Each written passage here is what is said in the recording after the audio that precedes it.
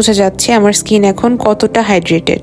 উইন্টারে এটাই সবচেয়ে important. Moisturiser হিসাবে আমি অ্যাপ্লাই করছি G-Force এর ভিটামিন মিল্ক ক্রিম। উইন্টারে কিন্তু অয়েলি স্কিনের অধিকারী মানুষরাও দেখা যায় কম্বিনেশন স্কিন বা ড্রাই স্কিনে কনভার্ট হয়ে যায়। এই ময়শ্চারাইজারটা সবার জন্য পারফেক্ট, কারণ এটা খুবই লাইট ওয়েট বাট খুব ভালোভাবে স্কিনকে ডিপলি ময়শ্চার করে। খুব ওয়াটারি একটা টেক্সচার, একদমই অয়েলি অ্যান্ড গ্রিজি ফিল হয় না।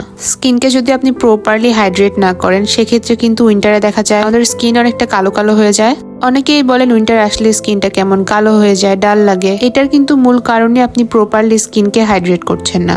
অবশ্যই খেয়াল রাখবেন আপনি স্কিনে একটা ভালো ময়শ্চারাইজার ব্যবহার করছেন। এখনো কিন্তু স্কিন কেয়ারের সবচেয়ে গুরুত্বপূর্ণ স্টেপটাই বাকি। বলুন তো কি?